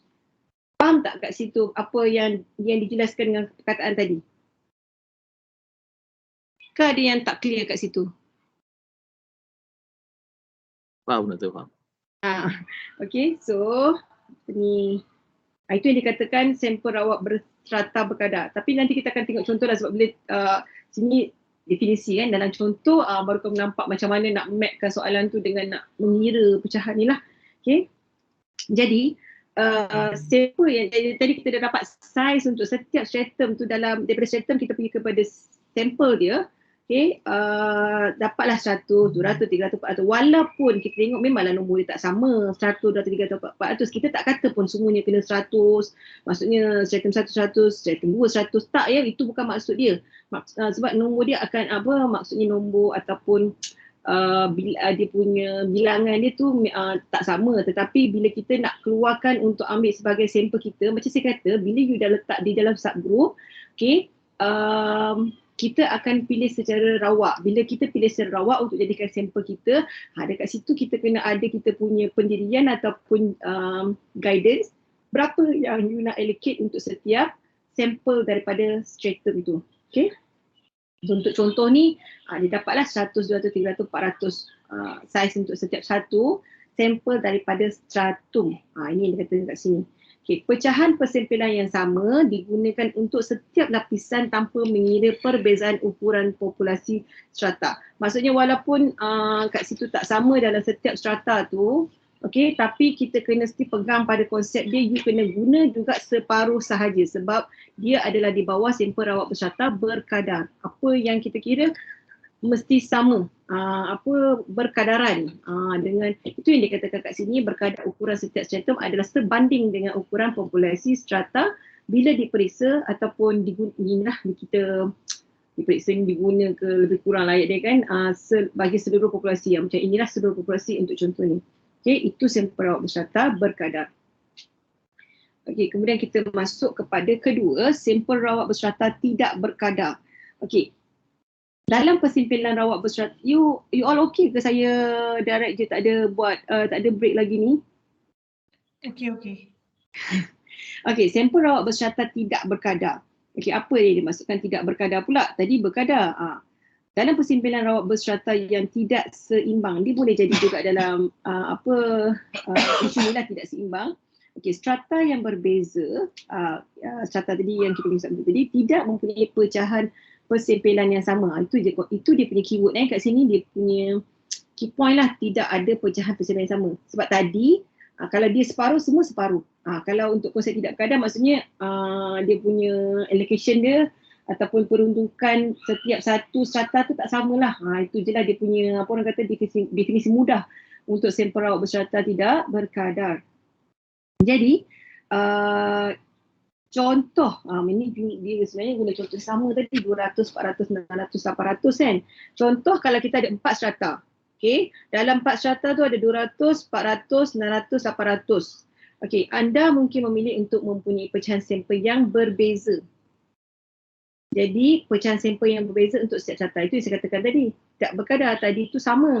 Okay, contoh stratum pertama dengan 200 orang kita guna setengah. Yang pertama. Jadi bila kata kita guna setengah, mengakibatkan 100 orang dipilih untuk sampel kan. Sebab kita sebenarnya pilih guna pecahan tu untuk jadi kita punya guidance kan, untuk kita tentukan berapa bilangan dalam sampel kita tu lah. Okay, itu satu. Lepas tu stratum terakhir pula tadi tu 800 orang. Tapi sebab ini bukan berkadar, tidak berkadar, jadi dia tak wajib pun. Sebab kan kita kata tadi persempelan rawat ni tak seimbang. Sebab tu dia tak seimbang sebab dia tak sama dia punya proportion untuk setiap satu stratum. Okay. Jadi stratum terakhir yang 800 tu dia akan punya pecahan sampel, contohnya digunakan kat sini 1/4. Bila 1/4 daripada 800, jadi 200 orang dipilih untuk sampel. Sedangkan tadi kalau kita kata separuh, 400 lah logiknya kan, daripada 800 orang tu kalau separuh tu 400, ini kan 1/4, maksudnya bahagi 4, so you akan dapat 200 lah daripada 800 tu saja untuk sampel. So jadi berbeza.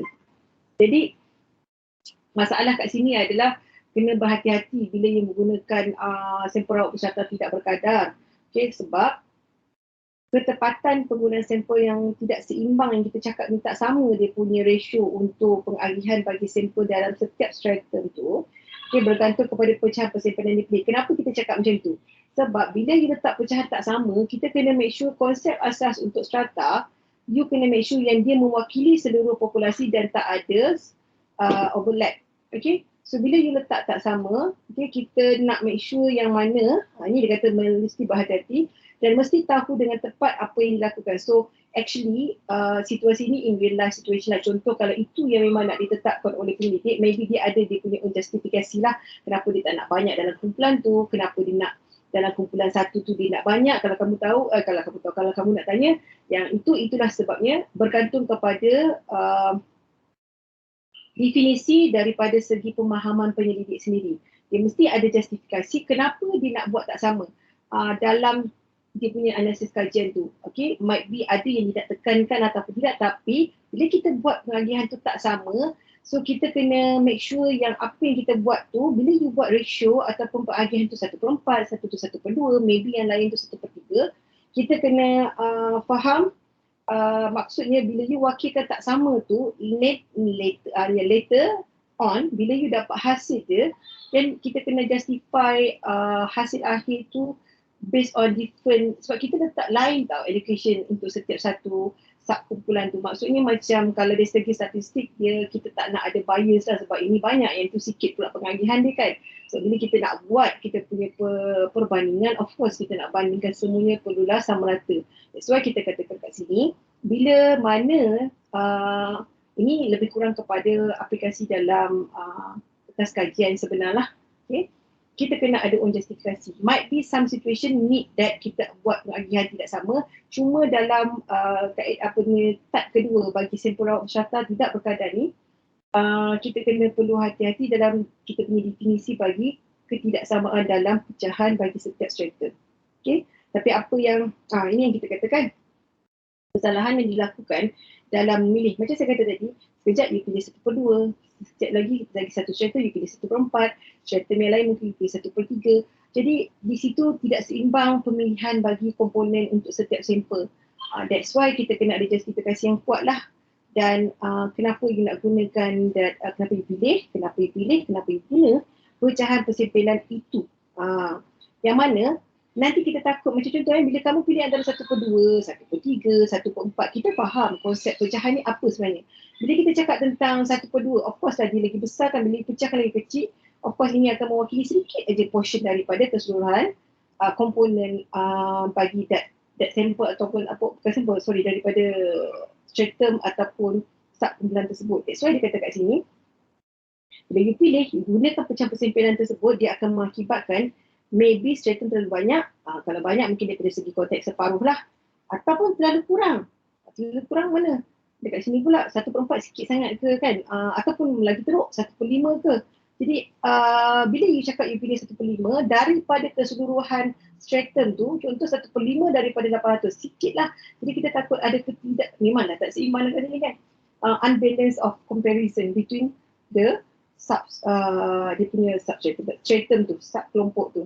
Jadi mengakibatkan hasil yang miring. Again, hasil yang miring ni bias ataupun tak tepat lah sebenarnya ayat yang mudahnya. Okay. Itu untuk penjelasan bagi dua jenis sampel rawat berstrata berkadar, sampel rawat berstrata tidak berkadar. Konsep dia senang saja, berkadar semua sama rata. Okay, semua dia punya pecahan ataupun allocation yang kita nak collect ataupun kita nak pilih daripada sub kelompok ataupun stratum tu sama untuk dijadikan kita punya sampel. Okay. Alright. Kelebihan persempelan berstrata. Menggunakan persempelan berstrata, okay, kalau ni mungkin dalam kepada soalan objektif lah, kalau nak tanya pun kan kelebihan semua ni, sebab kalau yang contoh dia lebih kurang kepada kita nak kira semua, yang mana kita akan tengok lah contoh tu selepas ni.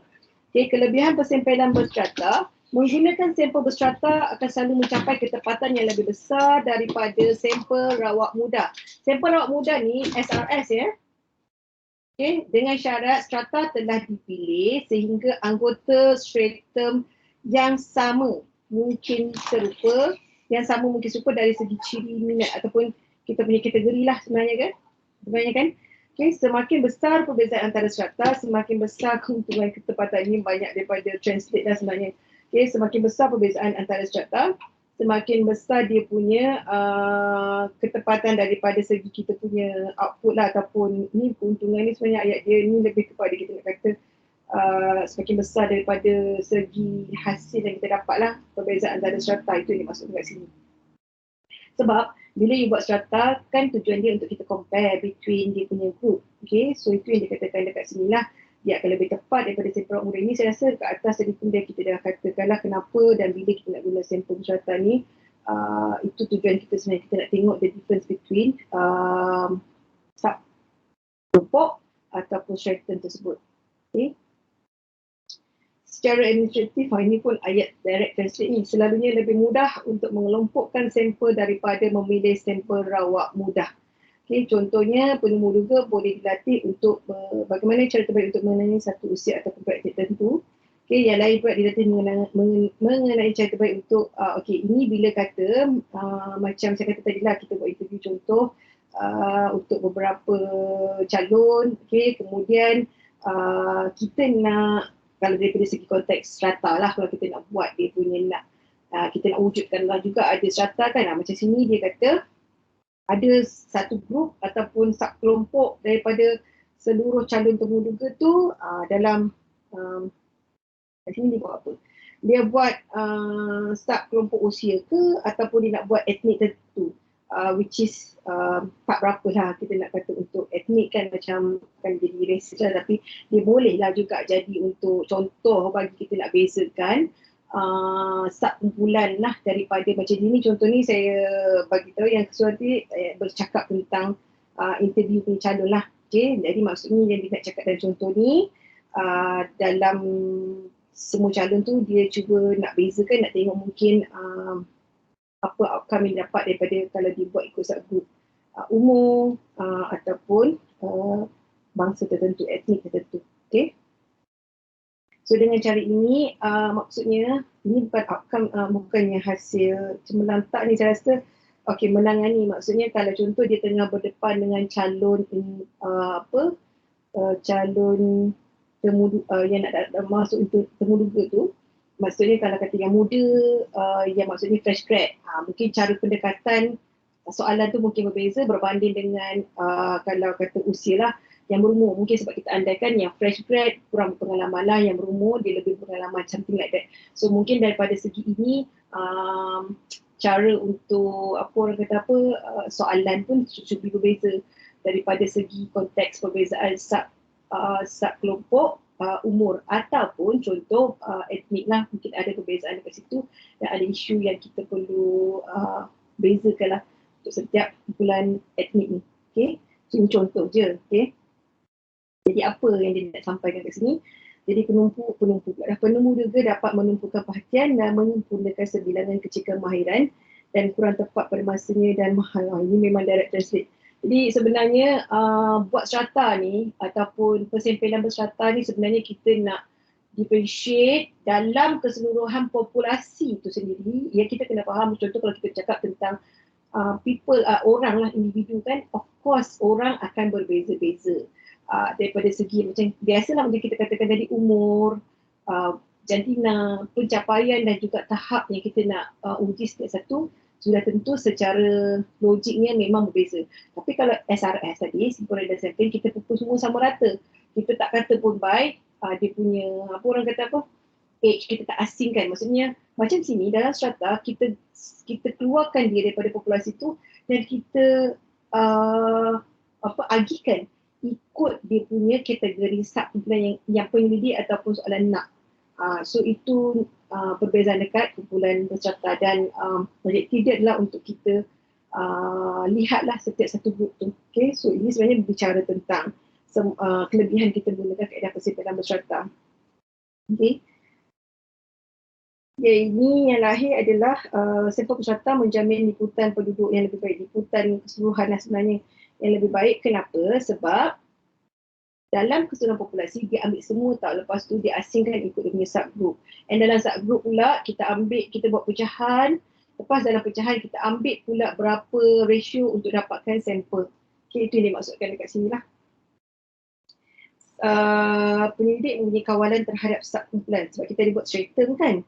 Sebab straighten termasuk dalam sampel pula. Sedangkan kalau simple random tadi tidak menjamin bahawa satu jenis orang, satu jenis, so type lah. So itu saja sebenarnya, ini lebih kepada objektif lah, maksudnya kelebihan kita menggunakan kaedah persimpilan berstrata.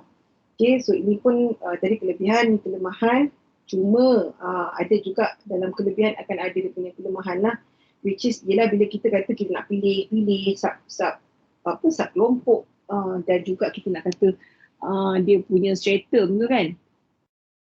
Kita kena make sure yang kita buat tu tepatlah, sebab kat sini kelemahan utama persimpilan berstrata adalah sukar untuk mengenal pasti strata yang sesuai. Ini of course lah sebab kita yang kena decide, penyelidik yang kena decide apa strata ataupun dia punya sub kelompok yang sesuai untuk dia keluarkan daripada populasi tu. Okay? Yang kedua adalah lebih kompleks untuk mengatur dan menganalisis hasilnya berbanding dengan persimpilan rawat mudah. Sebab nama pun persimpilan rawat mudah ataupun SRS kan, of course lah SRS tu lebih mudah lah berbanding dengan sampel berstrata. Kenapa? Sebab kita tengok sendiri pun dekat dalam lakaran ni, you kena asing-asingkan stratum dia ikut sub kelompok dia sendiri. Lepas dah buat sub kelompok, kena pula buat pecahan, dapatkan pula dia punya sampel setiap satu. So ada dia punya pro and cons dalam kaedah sampel berstrata ni banding dengan SRS. Walaupun memang ada kelebihan tapi ada keburukan juga ataupun dia punya kelemahan, keburukan sangatlah kelemahan dalam teknik persimpilan berstrata. Okay, so this is more into dinilai, kalau kamu tanya, dia lebih kepada objective question lah. This one ABCD. Okay. Okay, now kita masuk kepada formula persimpilan berstrata. Lepas tadi kita cakap tentang dia punya definisi, jenis dan juga kelemahan keburukan. Okay, so sebelum masuk pada formula persimpilan berstrata ni, saya pun dah agak bercakap daripada tadi kan, saya minta izin kita break dalam 5 minutes, boleh tak? Boleh doktor? Boleh doktor. Okay doktor boleh. 10 minit lah 10 minit, doktor. 10 minit lah, pukul 11 doktor. Pukul 11 doktor. Sampai 11 lah doktor boleh. Saya tak kisah, tak apa ke, nanti kan marah pula, lama pula saya break. Pukul 11 lah Kita doktor. ambil ngam pukul 11 tu sudah elok lah doktor. Okay. Okay lah, kalau you kata 10 dan 10 saya pun tarik nafas ni macam dah semput dah saya duk cakap. Okay, so 11 kan kita ni, saya off recording ni lah kan, off record, nanti bila sama saya record balik 10 minit. Boleh. Okay, so kita rehat 10 minit.